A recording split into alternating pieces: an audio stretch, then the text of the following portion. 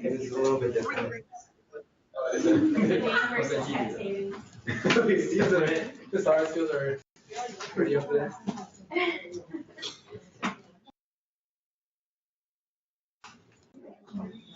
Okay, so Allison, if you can put it together by this time, just send it to me as an email shared with the Gmail account, okay? So I can quickly jump into it.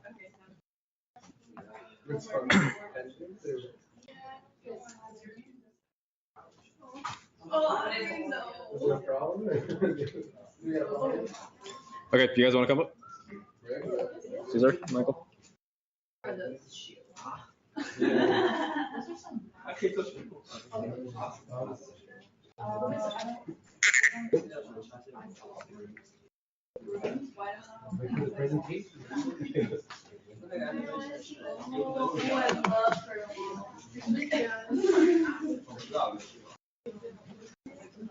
Okay, guys.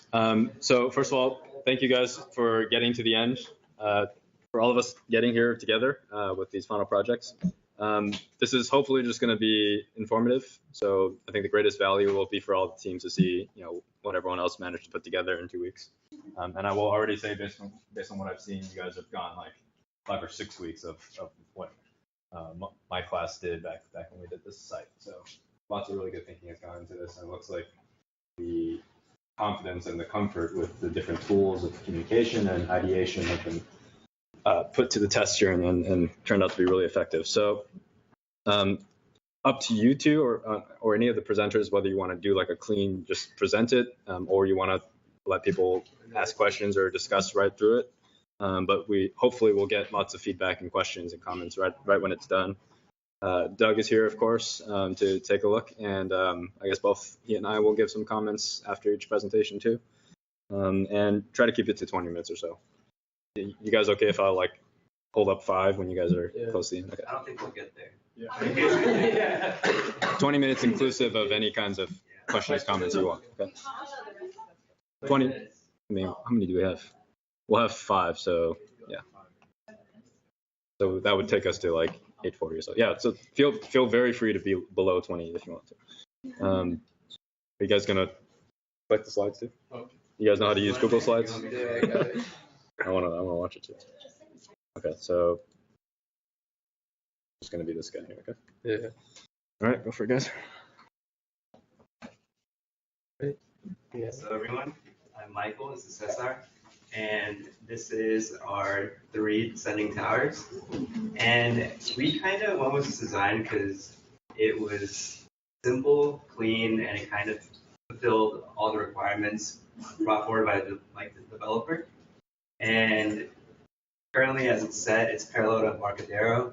And partly the reason we added these glass windows to be in this orientation is to give the impression of 270 degrees of views. I was like, what are you trying to do? Yeah, so first we had a couple of different intricate, different designs, and it was primarily a different shape that flipped over and over multiple times. And what we realized was that once we put in floor plates, that the actual design of each floor plate would be very different from floor to floor.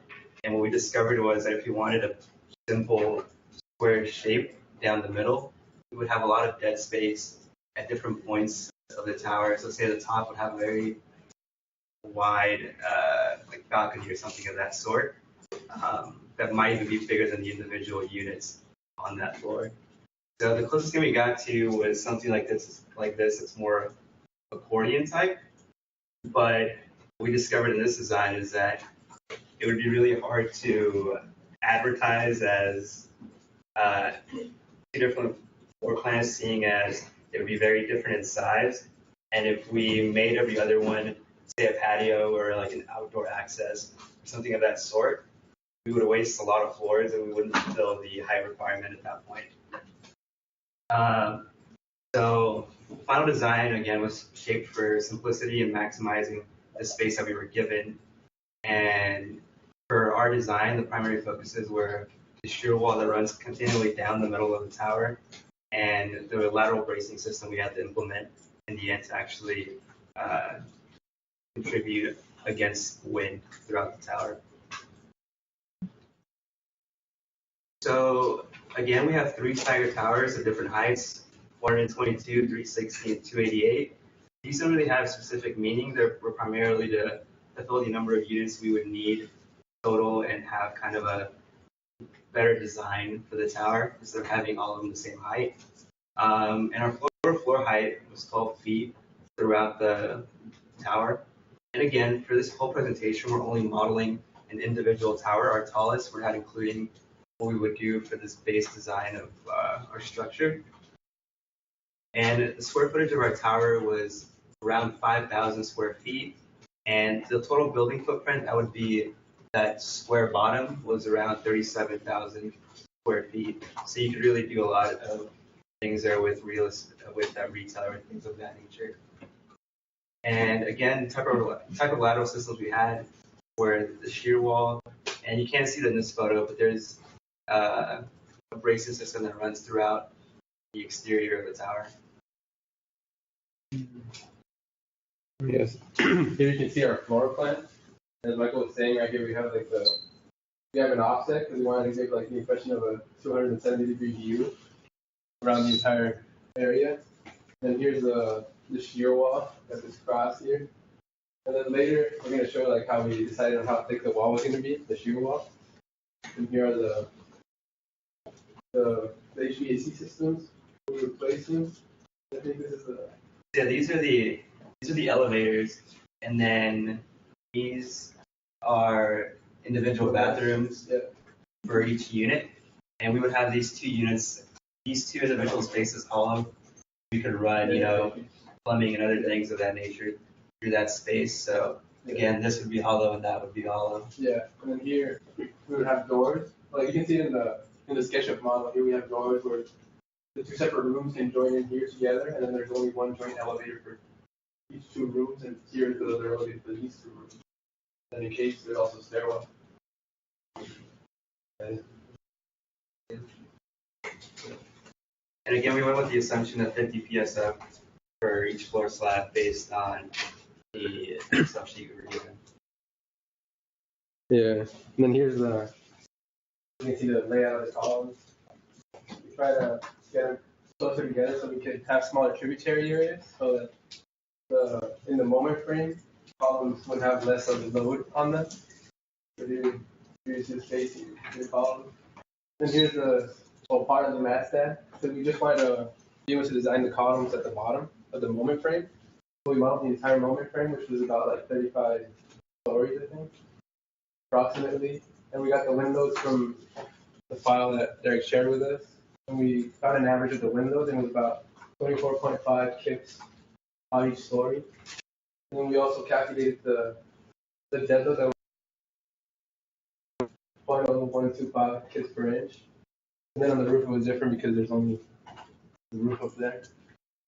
And then by putting all those loads in, we found that the force in the bottom column was 3,281 kips in compression, and then the largest tension force was 2,180 kips. So then using those, we went ahead and redesigned our columns. And in order to design in compression, we assumed that the column was fixed in both sides, so our K value was 0.5, so the effective length of the column was 6 feet, since the floor-to-floor height was 12 feet. So then we picked a column that had a higher compressive strength than the load we would expect. And then we checked for tension. We just use this equation, the force for tension is equal to 5 Fy times Ag, the gross area. And we found that this column was good because it could take a tension force of 3,402 kips when under tension. Yeah, and also during the I guess post-SketchUp model, we actually discovered that we were limited to, I guess, the bars that we had for 181 for steel design in order to figure out all the variables. And we actually figured out that we needed cross members for the bottom floor in order to actually compensate for the max allowable compression. So then we realized we can't really advertise that because they wouldn't really have windows at that point. So we'd have to probably boost the tower up an extra floor and then use that as common space for that individual tower. Yes. I'm sorry, what were those nodes in the bottom right? So these nodes are actually where our columns will be located throughout the floor plan. And then there are beams and girders in between them? Yeah, we didn't display those in this individual SketchUp picture. Okay, so it's just grid. Yeah, these are just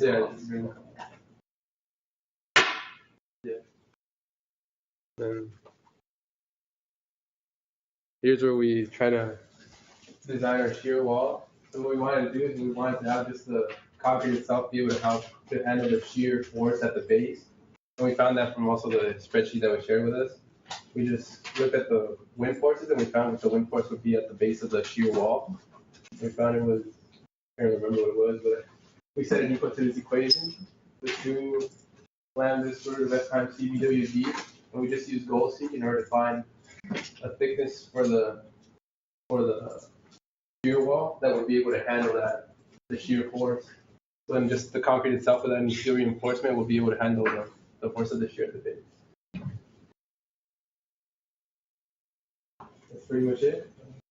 You guys have any other questions or any other comments?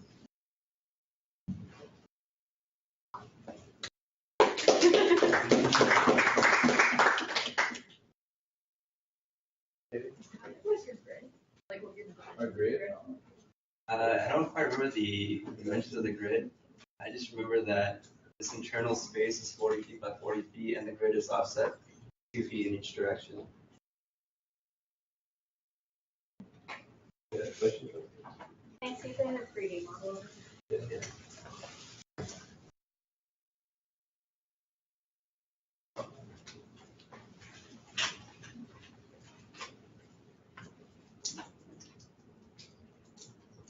Left black. Structural components.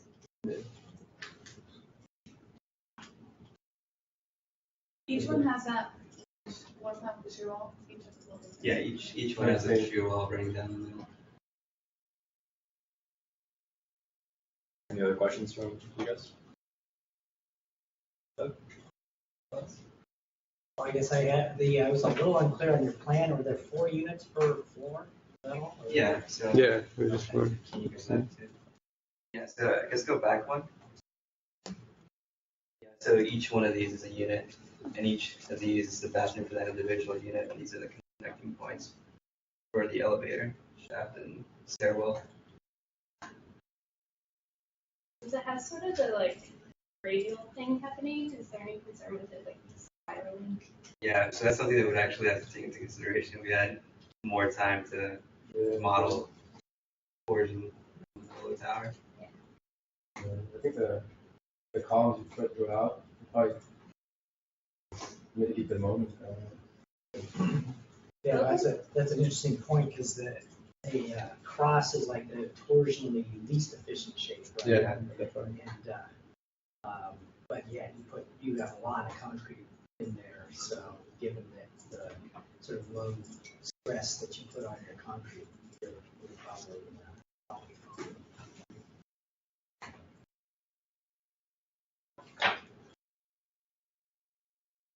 fine. Some overall comments. First of all, I think I really liked when you guys switched to this thing which had a lot of structural geometry to it, as opposed. Well, it came together as a pretty compact and efficient design in my opinion. In hindsight, I think you probably would have 2 elevators per pair, just in case one person's like moving and then like 50 people can get down. But of course, you guys got it to a point in which architecturally you could certainly work this out. And I thought that was part of the hypothesis of this whole project is that you guys don't need to be architecture students to have really profound and good architectural insights for these. And even right away, I would say that the form here is pretty pleasing and sort of balanced, and even spacing between the towers, I think is probably okay. Let's see. One of your first designs that you passed out on the accordion thing. I mean, I wonder if that would have been pretty good for wind too. It just sort of occurred to me that it might have, like that, either the middle one or the one on the bottom right. Do you think that would actually sort of?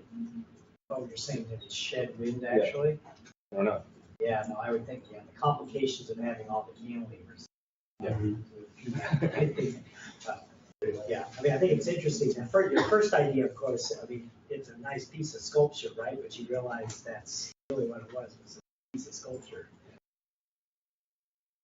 The last thing I'll say is that this design of the floor plan, and I think some of the other projects, it seems like there was this general move towards prefabrication, this idea of units being modules that are part of this overall structure. Maybe that just happens because we've had structure in our mind so much, but I think those are really interesting ideas and maybe really good things to continue exploring in 183, because something that I feel like doesn't get emphasized enough in the undergraduate experience is constructability or just construction management in general.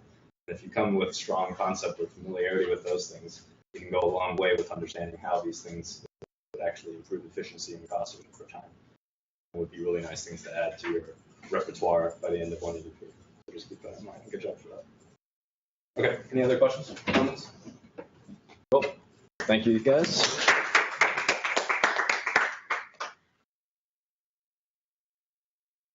Ready now? Okay.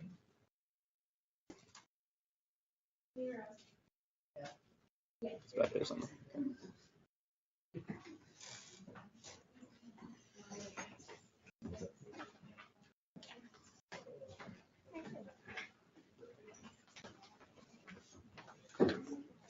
Oh, I wanted to stare at it. Oh, sure. I have notes. I don't know. All right, go for it. All right. Hi, I'm Kelsey, and this is Connie and Mira.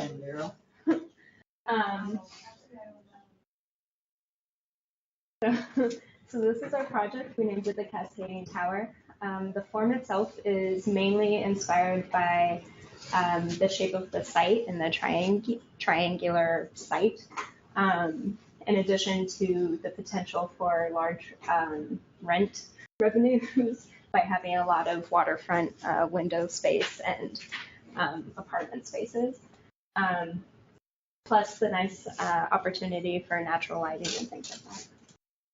Not to mention the open terrace space. Exactly, and all of the outdoor space. So clearly it's more inspired by things that aren't purely structural. And I think we wanted to embrace that challenge of trying to design given what we came up with. And for the actual analysis, we broke it down to an L shape, a basic L shape, which in itself has its challenges because of its asymmetry. So we thought that would be a fun opportunity for us to try. So the L shape, like we said, it fits the site boundary very nicely. It faces the bay. We used the original sizing of the 30 by 30 module. We thought that would work really well with the requirements. And yeah, most of this it's about the 10-foot hallway spacing with the 30 by 30 modules. Yep. Major challenge, the L shape. So our tower has 22 floors, and I'm sorry, I didn't say it. We have 14 floors, 14 foot floor height, and 22 floors. I confused it. Anyway, so we have 22 floors, each 14 feet high. That's to give enough space for all the MEP and just all the beams that we're gonna need in between. So we'll show this later, but we did some calculations and got some pretty deep beams. So we needed to make sure we have enough space for all that. So we're gonna have, as I said, 22 floors, 14 feet high. We're gonna have a 2-story lobby. Probably have some shopping areas in there. 2 entrances from the bay. So here we have the shell, the floor plans. and the outside, the base outside of the building, called the structural system. So essentially, one of our main features of the building is that at the top, since the tower is cascading, we can have like really big terraces. So our gravity system consists of several columns all throughout the building. So we have 1 foot by 1 foot columns all throughout the building, throughout the edges, and on the interior of the hallways as well. And the reason for all those columns is that we have a lot of loading, and it was a little bit difficult given our floor plan to maintain adequate unit space if we had less columns. And for the beams we have, as it says, so a 2 foot by 1 foot T-beam, so 2 feet wide, 1 foot deep, and 7 shear walls all throughout the building. So we have 7 foot, yes. 7 foot shear walls, sorry. Yeah, but how many inches thick were they? 18 inches thick. 18 inches thick, Yeah. And three number 11s. So we got one here, here, here. So it's essentially all along the interior just scattered boundary. throughout the building. Yeah, scattered throughout the building where we could fit them. And so our slab is 4.5 inches, and then across the 30 foot span, there's 49 number 4 bars. And then you can see her typical TV. And I think we have a blow up on the next page. Okay, so here's read it better. a 1-floor structural system. Just for you guys to be able to see it, we didn't include the beams, but we have the girders, and then here are the various shear walls. Here are just the numbers that we took from Derek's sheet. We could have thrown the calculations up here, but I didn't want to clutter it with numbers. Because we're not sure where the wind is coming from and the earthquake is coming, which direction the waves of the earthquake are coming from. We just decided to put 8 shear walls in each direction. And as we said, 2 entrances, one facing the San Francisco city and other facing the bay, and then a lot of things we talked about a week ago. Was just kind of how do we want to have different like trade-offs between cost and engineering and also architecture. We really liked Mira and I really liked Kelsey's design, so we decided to stick with that just to move forward. We also have back here is our core, and so we have 4 9x9 elevators, and right behind those elevators is the HVAC and the HVAC system. So we didn't want to take an the HVAC system and then decrease an apartment size with that, so we just stuck it by the elevators. So yeah. Questions? So I have a comment. I liked, I think it's really neat how it came from your original form, that you came up with something that was really logical.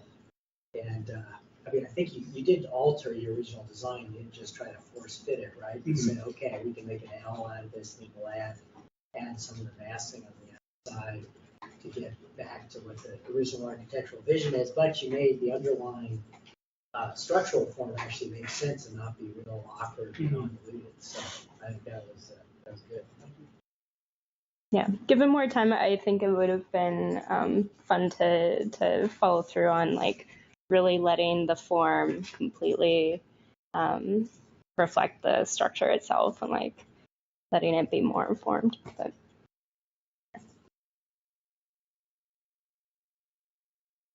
any questions, comments, or videos? The beams that you designed, were they just for like the ground floor, or which floor? Was it just in general? Or? typical. Just like typical. Yes, just a typical floor. Yeah, so we actually designed it for the cross section right that you see there. It's about midway up there. Yeah, so we used 4,000 psi concrete. Just took the typical beam and did the calculation space in tributary area, and total gravity load of 385 psi, which leads up from Yeah, structure and architecture. Yeah.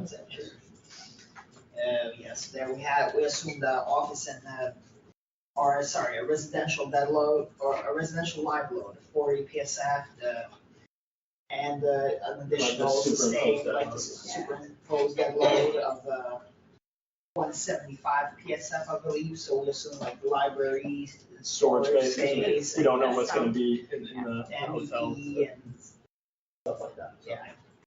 How thick were your shear walls? 18 inches. I'm a little uncertain on whether 8 shear walls distributed with such short length would be effective. I don't know what kind Yeah, no, of elements come up there. yeah, that's, so did you run a number like that on your shear walls? I did. I did it right. I'm not. Shear walls isn't something that we've gone into quite detailed, and I was, but Derek and I can go over the numbers to Yeah, and also double check. something strange about your lateral loads that you ended up picking up, seeing like the ones that. Okay, yeah, it was.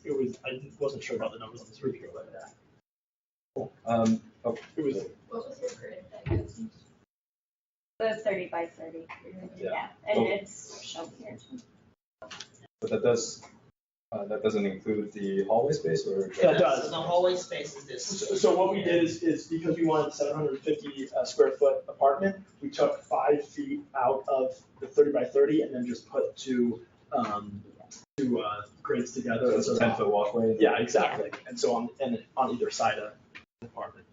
Nice spacey walkway. Did you know that that was what you had wanted to do originally, and that was what you made your decision about your grid?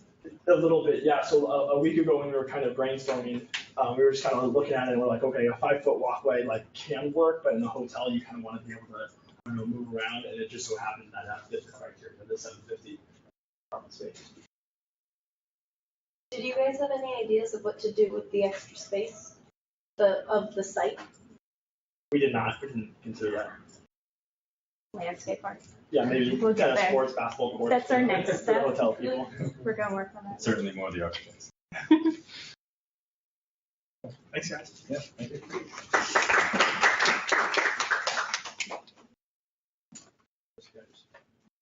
Should just be a Google doc now, actually.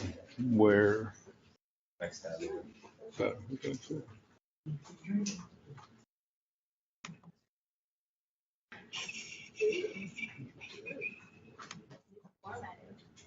Yeah, well, you guys so I put it together today, so I kind Chris doesn't follow any of the rules. Actually, I'm glad I tried. Yours plays fun. Yeah, I did this pretty recently. So I kind of came, so when I saw the site and I saw kind of the challenge that it presented, and it was residential, I immediately thought to residential development in the Scottsdale area. It's built by Optima. Kind of, it's like super small picture, but the idea is it's a very, I guess, modern, very interesting design where it's kind of boxes, but they're offset. It's not like a normal tower per se, and it's basically covered in plants, and it gives a really nice natural look to it, and I really think that's cool. And when you put that in a city such as San Francisco, it's kind of actually a nice little contrast. So that was like the inspiration. Okay. And so the design constraints, we're all really very familiar with them. I mean, I'm not going to really discuss that.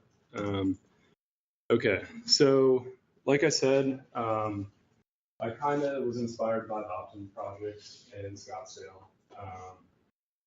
As you kind of can see in these pictures, there's a lot of, the plants that they pretty much put on these buildings reflect the local area. So in this case, there's a lot of stuff that reflects Arizona. And so it would present kind of an interesting challenge or kind of, I don't know, problem to solve in the sense, what kind of planning do you put in something that's in the city? So I think that would be interesting. And as far as 360 units, I kind of looked at it more of a developer standpoint as far as making money. And so I built it through modules, but I had 3 different options. So I'm assuming if I was a prospective buyer, I'd look at this brochure and I would choose based on space, and the space would then reflect a price. So small unit was, the numbers kind of get a little weird because I wanted 260 small units, and then you had to do some math to figure out. So the actual size is like a little over 26 feet by 26 feet. And then the large units, which are focused more at the top of the structure to bring in more money. You have two options. You have 36 by 25 and a 20 by 45. Initially, I was going to do two different design sets where you could just like click on, layer 1 or layer 2 based on, because eventually it's just going to be this, and then one of these options. But I kind of just mix them together. And so to maximize the views, I raised all the residential stuff up 2 floors, so about 24 feet. Because the height between each level is 12 feet, gives about 2 feet for like MEP, or 2 to 3 feet for MEP, electrical, plumbing, and just all that stuff. And then, so the underneath that kind of lift is an absurd amount of square footage, just because the plate of the building is so large. And so this could be parking, because I know parking is an issue down there. So this could literally just be parking for the residents, which makes it very convenient and nice. Also, you could have, restaurants, you have a gym, whatever you want, honestly. So there's a lot of room to develop in there. And so the design was, these are two different, this kind of look at the front. So this would be Embarcadero right here, and then this Washington right here. And so the design, I'm gonna be honest, I just kind of threw it. I was like a little random on certain stuff, just because that is kind of how the Optimum buildings look when you see them in person. It doesn't look like there's really a method to the madness. So I just kind of put them together. Some were offset, some were not. One of the interesting features, I think this would require, I didn't investigate too much, but it would require a lot more insight, is there's pretty much a good section of the residential units that are decent are spanned pretty much in the bridge connecting the two towers.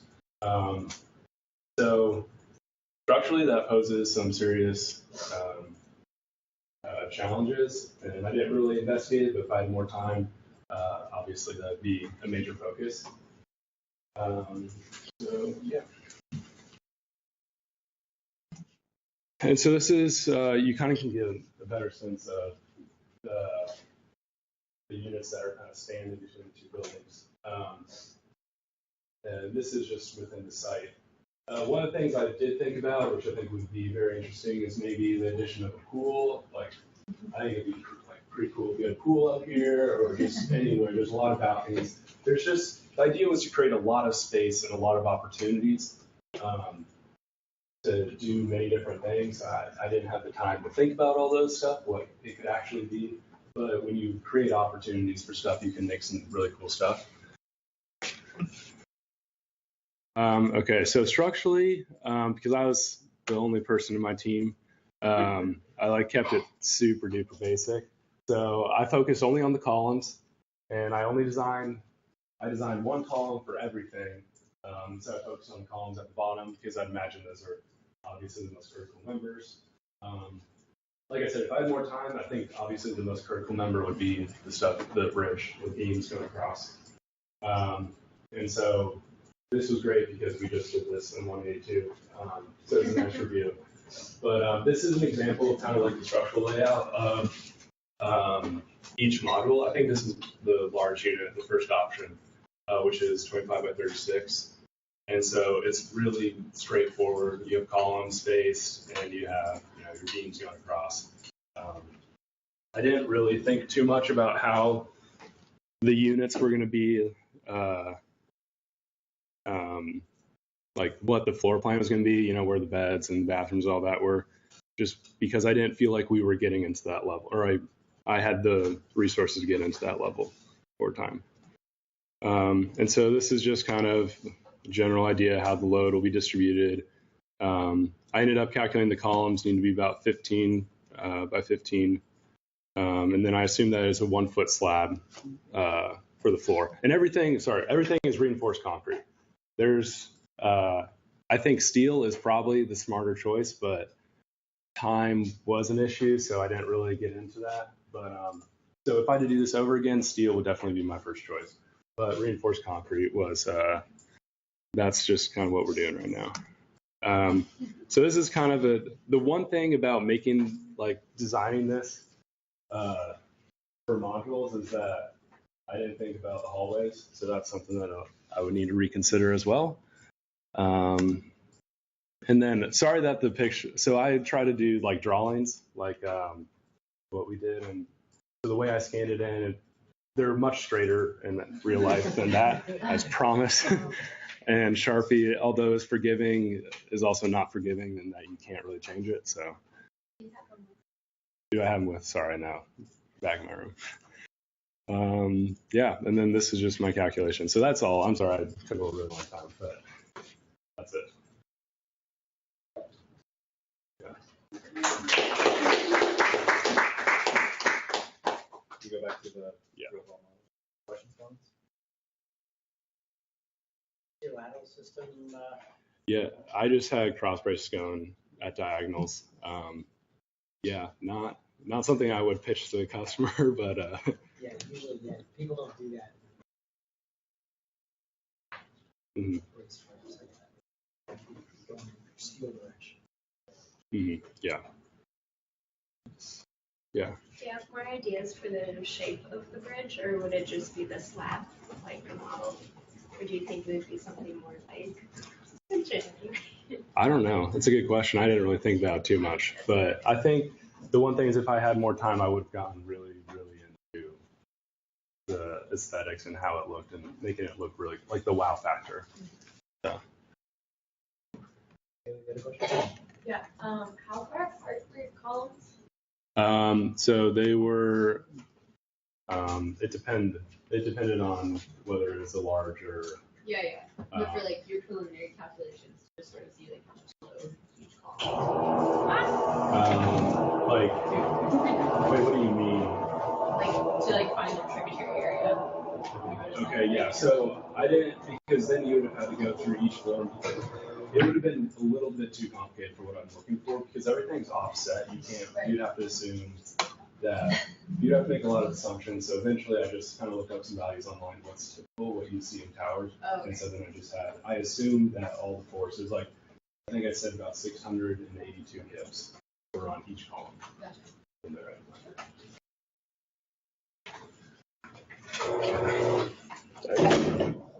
Any more questions?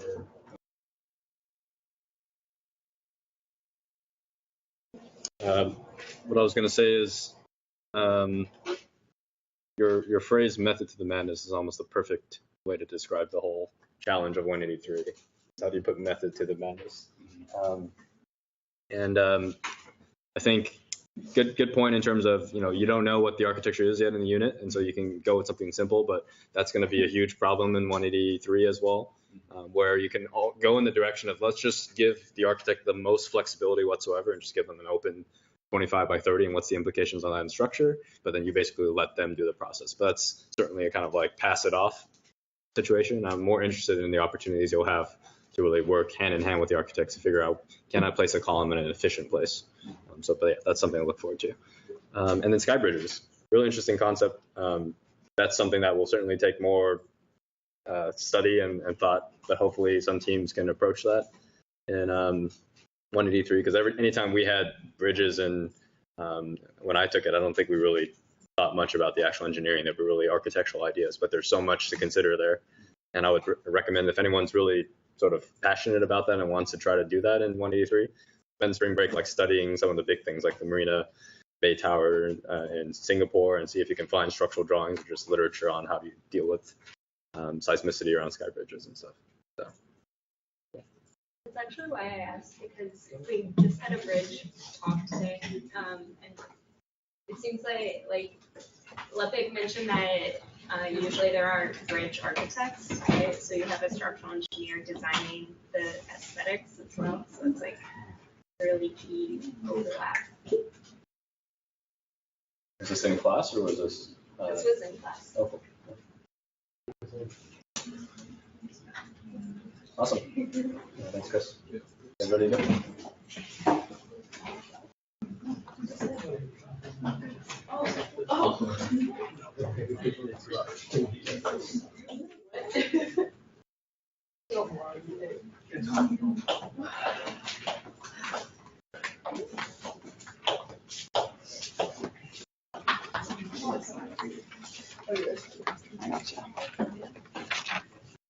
Sorry? Yes, it is no. We'll get to the dumb. Okay, so we called ours the 4D Tower, which Katie doesn't like, but there's 4 of us. We really liked it. 4 directions. Yeah. When we were making it, it sounded really punny and cool. So our goal in what sort of defined our design was we wanted to create a distinct tower that also fit the feeling and mood and just integrity of San Francisco skyline. So to create something that really played around with some bold geometry, but at the same time also felt like it belonged in the space it occupied. And so our sort of main design features were the offset blocks, as well as our large dome over our lobby. So sort of going through the process, you can see the picture up top is pretty much our very first basic design when we decided we really wanted to run with the dome. We liked the offset blocks. And then from that, we created about 10 different sort of iteration design type things, some that we worked through a little bit more, and some that we kind of talked about, we want to do this, we want to take away this, and then said, okay, yeah, we're going to go this route. And then we ended up, this is our final iteration below it. And basically what we wanted to do with that was optimize views, figure out which way we wanted the rooms to face, and we have most of our units facing the bay. And we have a lot of windows around it. Like the units on the edges have glass on 3 sides, essentially, so you have a pretty awesome view. We also took into consideration those outside units again. We had a problem with the accessibility of them because our original design had them just kitty cornered to the rest of the building. And so it created a very nice, perfect edge. But when it's like that, you can't put a door there to get to it. So we ended up slightly offsetting it with the rest of the building, sliding it backwards just a little bit, 3 feet, just enough space for a door. And so the units that are cantilevered over the sides are just a little bit larger than the rest of the units. We also wanted to maximize vertical and horizontal circulation. So the bottom space of the building is intended to be retail space, but could be used for, I don't know, just about anything.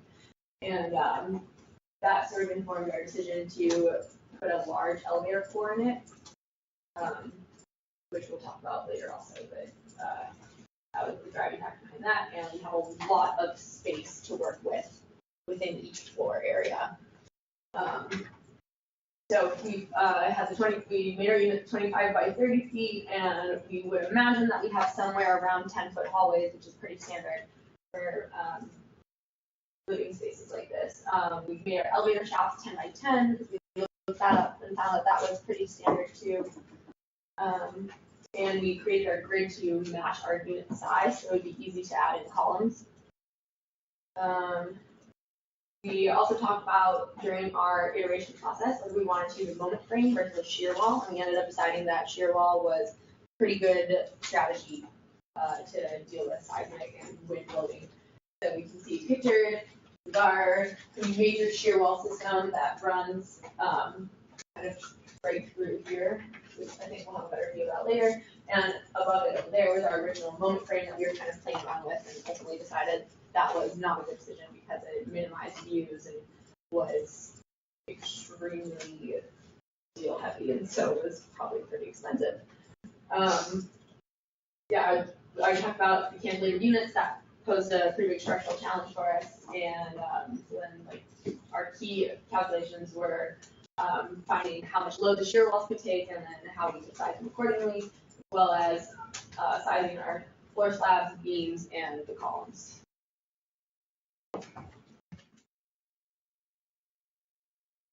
So again, the first 2 floors and the 3 out in front are a lobby commercial space. And that's a 36-foot high lobby and a 44-foot high dome, which after we made it, realized it didn't really make that much sense, but we really liked the way it looked, and so we kind of just kept it. Obviously, if this is going to be an actual project that was being made, that probably would not happen. But we really love the just sort of giant contrast to the rest of the building being completely in block form. Our tower was 468 feet high, 38 floors, 10 units. So because the floors, every 2 floors are the same, so it alternates. 2 floors of one form, 2 floors of the second form goes back. So every two of the floors had 10 units, and then the other 2 had 8 units. We alternated all the way up the tower. 12-foot floor height, which would give us about 2 feet of space for beams, girders, MEP, all that stuff. And we concentrated our elevators and shear walls around a vertical core, which was 12 feet by 75 feet.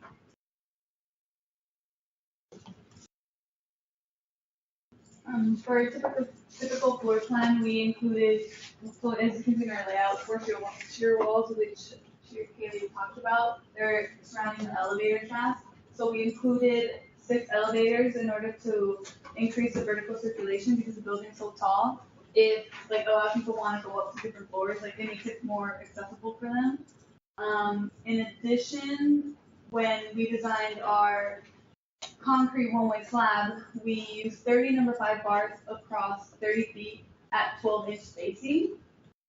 So that's the top part. You can see it here. We drew that.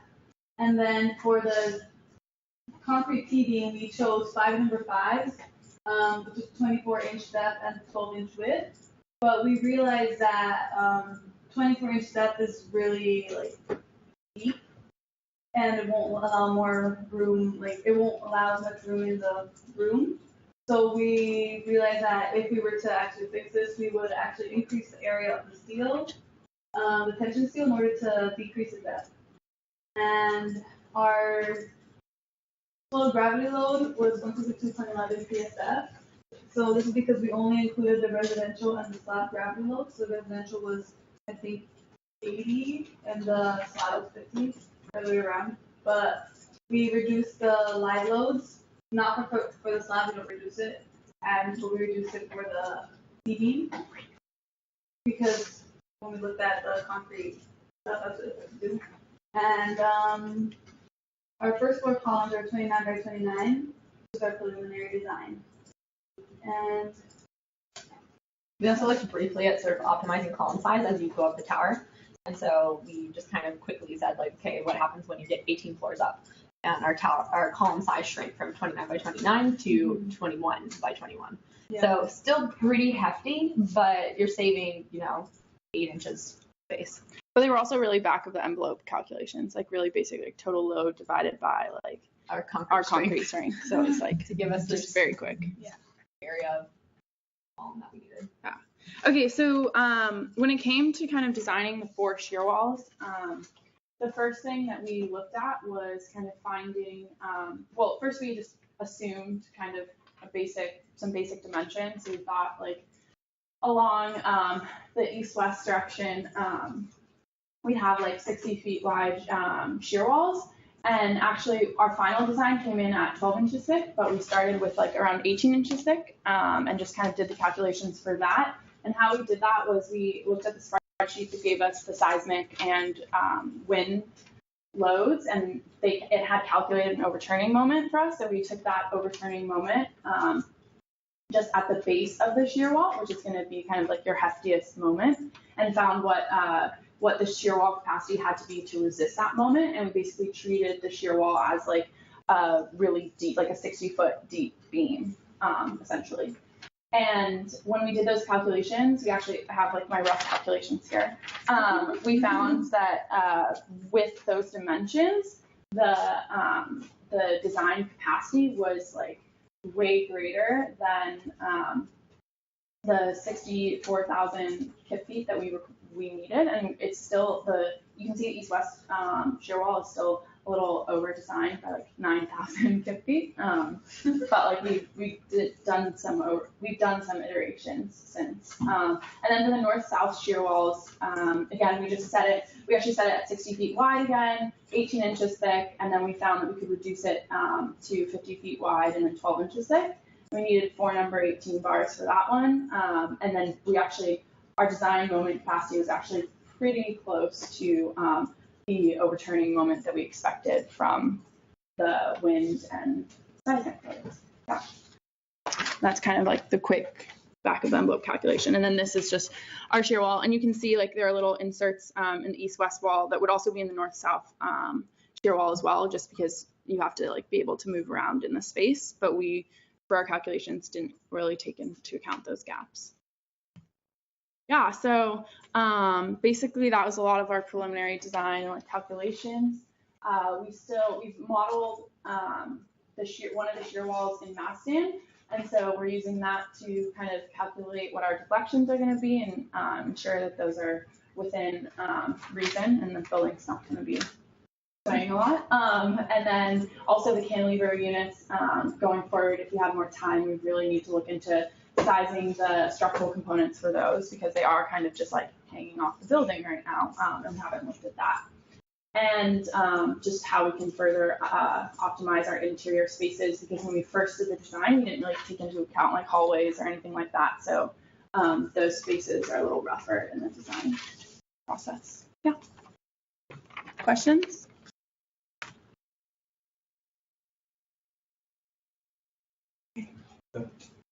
Yeah, how did you get different demand, overturning moment demands in the two directions? Because you have the same number of shear walls.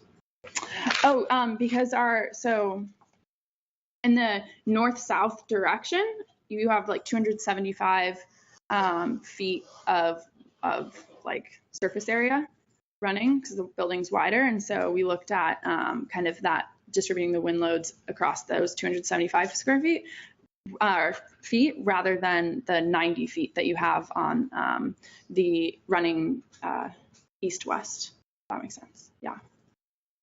So you definitely have a larger moment from the larger surface area. I think the dome's cool and that it reminds you that there's that New York City famous one that's real near the World Trade Center where they have a huge dome that's sort of organizing their high-rises. It was actually one of our like first design features that we were like, dome. Yeah, we want this dome. And then put it in and later realized it's actually taller than our lobby. So better. Lots of light. We could move City Hall right over here. One really quick comment, but somewhere in there I saw some slab depth of like 5.3 something. Yeah. Remember to always round that up to like a size that. Okay. Somebody That's a good way to actually cast. form work. Yeah.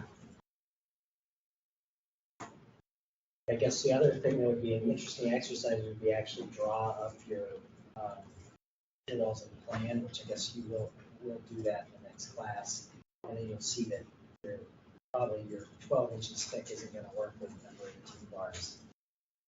Because they're huge bars that size.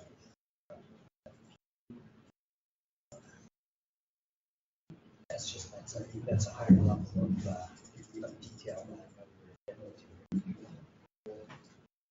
know. Otherwise, I think it came together. Any other questions, comments? Yes. Okay, cool. Thank you. Thank you.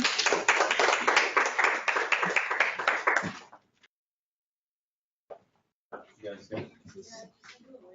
Okay. The last one here.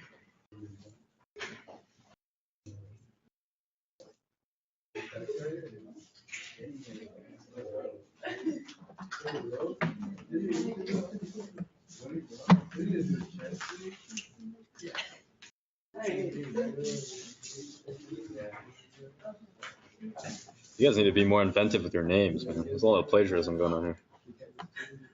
Wait. I don't know if we have that screenshot in here. But anyway, we'll just get started. We had a more creative name, but decided to not go with it because it would be too complicated. Anyway, so hello everybody. So everyone pretty much at this point knows the prompt. We took our spot and we decided to use up a lot of the space and to also focus it actually into 2 towers so that we could have more of a, not like an area where people can congregate in the center.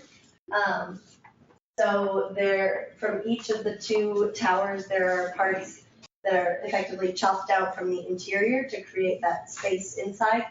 And the entire bottom floor is a commercial area, so it gives way very nicely to like a park or just a general public area, maybe cafes, maybe just something open and pleasant to live in. Yeah, so we thought there could be an interesting axis cut through the middle. So we essentially designed 2 buildings that are mostly mirror images of each other and sort of like split the project in half that way. And then we stacked the floors in like a very consistent grid still, but we just allocated the first floor to be program space or space. And it sort of fits into our structural grid the same way, except with the exception that this end is like a cantilever off of that side, with just this last sort of bay is, and then everything else follows the strip structure, which we'll talk about more later. Yeah. Okay, so our process, we spent a ton of time just like drawing and talking through how the program might work with a structural grid. We sort of settled on this concept of a sketch of like having 2 towers and then chopping out sections of the interior, and then we figured out with our floor height that it didn't need to be any sections or proportionally didn't need to look like that.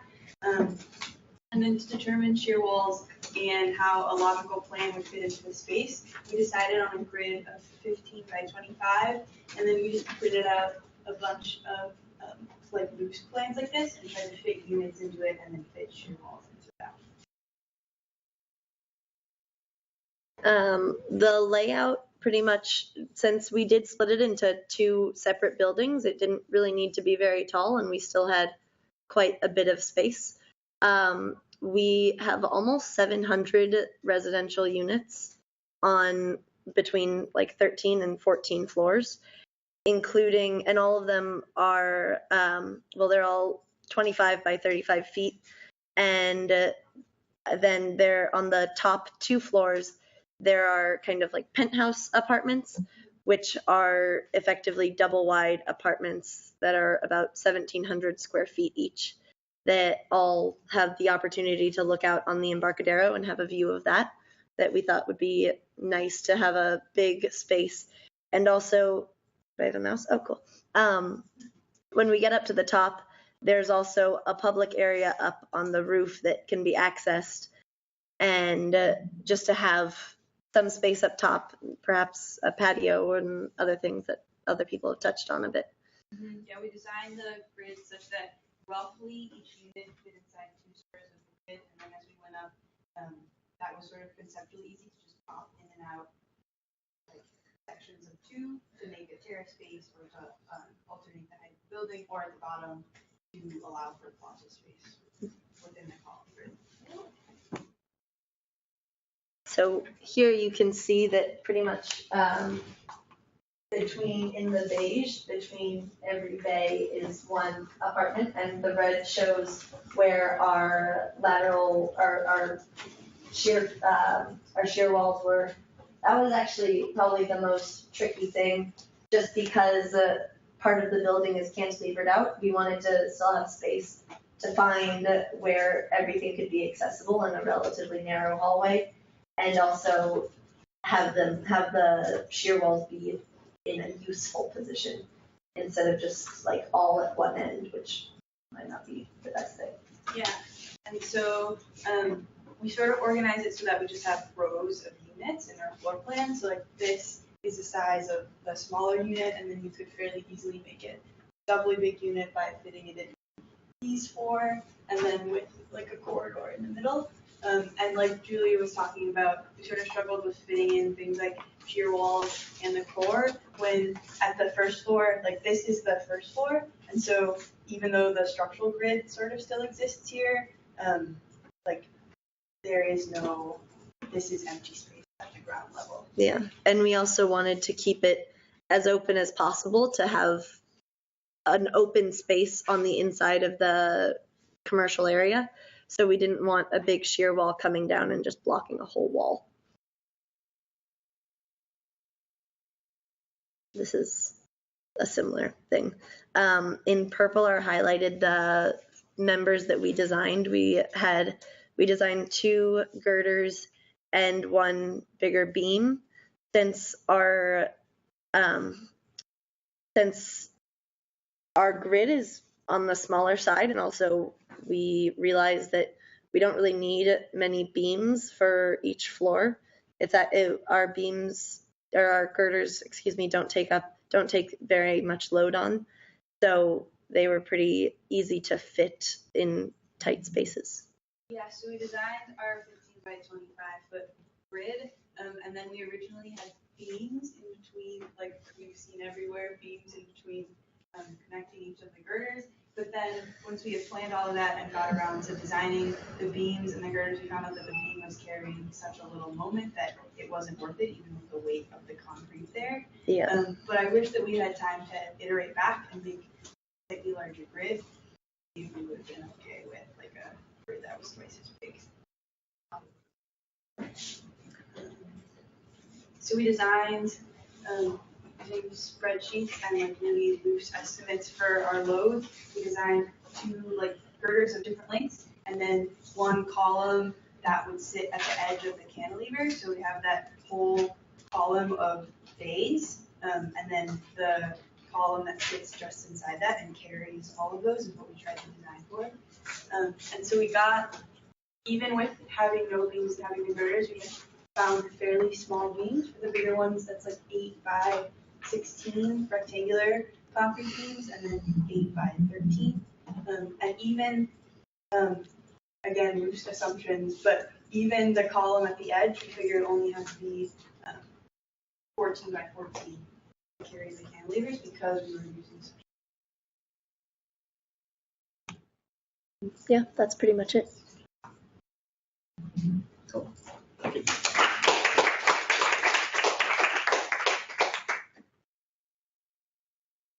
I think your grid is a good size actually in the real world, in that you wouldn't have any beams. That makes you very popular with all the systems and everything like that, so you can easily route things around. It's actually totally okay in that situation if you calculate it, no beams at all. It's just slabs and columns, and then you might have to have caps at that area to transfer the forces better. But yeah, you don't actually need to have girders or secondary beams. Cool. Well then, we when we did it, we kind of figured that the weight of putting beams there would be more of a burden than just the weight on than just the normal weight. Yeah. Yeah, that's a great. That's actually an engineering evaluation.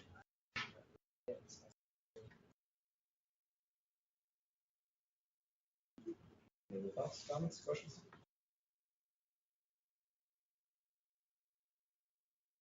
I thought visuals are great, but you guys technically have the most time, so thank you for this one for yeah, I mean, first of all, hopefully everyone noticed just how different the designs came out to be, even with just 2 weeks and structural engineers. Hopefully it was fun to push your boundaries a bit in terms of the considerations you have to do. And of course, we've only touched the surface of all the considerations can have and should have in 1E3. MEP will be Adrian's major responsibility to make sure you guys do consider sustainability, constructability, as we said, and then architecture. I think hopefully you guys feel confident now, at least having that discussion or being able to contribute to that debate, which there will be much debate, I think, as you guys go forward. They might even feel a little bit intimidated that you guys are giving such insightful comments and suggestions on architecture. Just keep pushing them. Yeah. In a normal project, would the architect sort of come to engineer with a design, or would like you decide jointly on a grid or like some sort of guiding, any sort of guidance, guiding rules, I guess, or something like that for the project? You want to answer the question? Yeah, it really depends on how conventional of a building that you're doing. If you're doing something very similar to other buildings that have been done, then yeah, the architectural actions pretty much prefer. If you're doing anything a little out of the ordinary, that collaboration should start very early. So yeah, tech is not doing a good job if they launch off and draw too much before they really understand the structural limitations. So this is a very good exercise from that perspective, this class. You're not just engineers, anything that gets a little harder, you can't just turn the crank. You got to be helping them figure it out. Yeah. I mean, I have little to no industry experience, but I would venture to say that the type of collaboration you're going to be doing in 183 is like more than you would actually have in a practice. And maybe is a good thing to be striving for in industry with like design build or AEC, those kinds of ideas. Because then, of course, you can have discussions you wouldn't have had otherwise about that first triangle in the circle. Any other overall comments, questions at this point? I mean, hopefully this process linked together a lot of the concepts of the class. I completely understand that it was more work than you anticipated. And so there's this huge note I put to myself that was just I owe you in terms of like the amount of work you put in this quarter. And whether that's just me putting in more effort to give comments the next few weeks on this, or just throwing all kinds of great resources at you, including my own time in 183. That's something I certainly feel like I should be giving. But hopefully this is like, you feel like this is an investment in a big way in next quarter too. You feel more, hopefully you feel more confident in general, whatever that confidence means, that you can jump into these projects without any sort of block whatsoever. And that it's very clear the kinds of design principles or your responsibilities in the team. I like to think of this like triple E thing for structure. It would be like efficiency, economy, and expression would be like the top things on your mind. And efficiency obviously has to do with optimization and then really understanding how you can do trade-offs. And expression hopefully is you guys making a strong stance in terms of a structure being a key part of the overall design. And hopefully you guys will just be overall more curious next quarter and to not just settle with getting a passing grade, because that's really not the point of 183. It should actually, I think, be relatively one of the easiest classes to get through. I mean, it's not going to be like problem sets or anything, but you really get what you put into it. And so hopefully this just increases your curiosity to try something really interesting that almost requires you to do research on the side, or just be very, very iterative in your process and just engage a lot with the architects. We will certainly have more to share in the coming weeks about what the actual structure of the class will be. It's a little strange just because SOM sort of just like takes over whenever they come to Stanford. And so we're almost having to like fit into the spaces that SOM has already created as a structure. But I think what we'll do is give you guys a lot of different ways in which you can get the grade you want. And so it's not like there's going to be this one thing you have to do throughout the whole process. You can we want this to almost be like career discovery in a way. So you'll have like a bare minimum to do, which you guys almost already have a good grasp of, but you can head very deeply into the MEP direction if you want. You can go really into advanced structures. You can go into constructability. And I think in my opinion, this wasn't an option people had in previous 183s, but it should be if this is about to like take you to a co-term or take you to a first job. So we're going to try to give you that freedom as much as possible. Final comment is just demand a lot from the class next quarter, whether it's from the team you're put with, your fellow engineers, or from the architects, or even just from myself, Adrian, instructors on both sides. But you guys have theoretically put in the most effort now out of everyone who will be involved next quarter. So you guys should take pride in that. Okay. Thank you so much. I will get you guys comments in general. Of course, like I said before, there is a final thing. I mean, it could just be like a much more detailed PowerPoint, but do show me like all the work you've actually put into this design, and just send that in before like I actually have to turn in grades, which I think is like first couple of days of spring break. So I don't care at all about how late that is. And yeah, thanks so much, guys. Hey, thanks, Derek.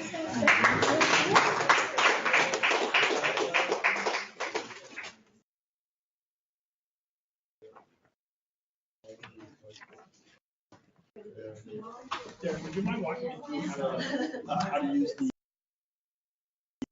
Excel spreadsheets that you gave? Sure. Yeah. I got to plug in my computer. And did you press the SketchUp that these guys have? Yeah. That's a great confidence vote after you said it.